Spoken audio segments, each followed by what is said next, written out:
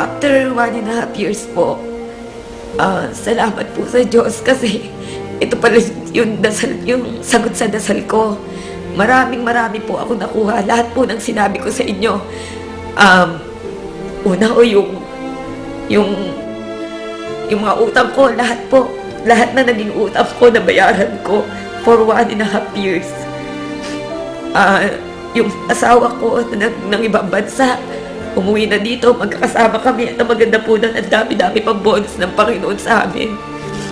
Dito po sa kumpanya na to, nabigyan kami ng bahay, nabigyan kami ng sasakyan. At ang mapakasarap po sa pakiramdam ko na siguro ay lahat ng magulang, ito yung gusto. Na kahit na hindi ko na kayang magtrabaho bukas, na ihanda ko yung future ng anak ko. Yun yung pinakamasarap po para sa akin, pinakamagandang naibigay nitong kumpanya na sa akin, more than the material things. Gaya ng kwento ng tagumpay ni Grace Asanyon, Royal Business Club member sa loob lamang ng 1.5 taon, ay lalong dumarami ang mga kababayan nating nanaginip at nangarap. Umaasang magkakaroon ng isang paraan at kumpanyang makakatulong upang maiangat at mabago ang kanilang buhay. Ang tamang panahon ay hindi bukas, kundi ngayon. Ang Royal Business Club ay binuo upang makatulong sa mga taong nais tulungan ang kanilang sarili. Mga taong may pangarap, bukas na kaisipan, masipag, matyaga, at may pagmamahal at pagmamalasakit sa kapwa. At gaya sa laro at palakasan, dapat ay may teamwork, iisang kaisipan, at sabay-sabay ang pagsagwan. Katulad sa business, kailangan kasi may coordination kayo. For example, in this case, ka-teammate mo, yung kapartner mo, nasa likod mo or nasa harapan mo, kailangan synchronize kayo eh. Kung sumasagwan siya sa left ka rin dapat. Kung sa right din. Sa business, ganun din. Hindi pwedeng saliwa kayo ng ginagawa. There must be coordination, there must be teamwork. And of course, kailangan din yung spirit na binibigay mo either sa laban o sa negosyo.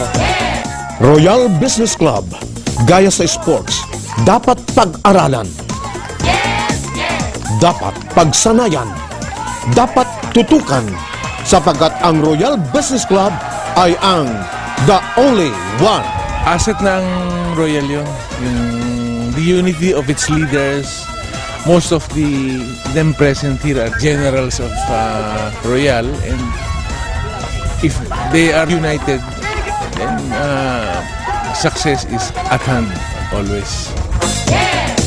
Proud to be Royal! At sa kanyang 2 taon, ang Royal Business Club ay naging tulong sa katuparan ng mga pangarap ng mga naniwala at nagtiwala sa kanilang kakayahan at sa sistemang nakaabang sa Royal Business Club, the only one.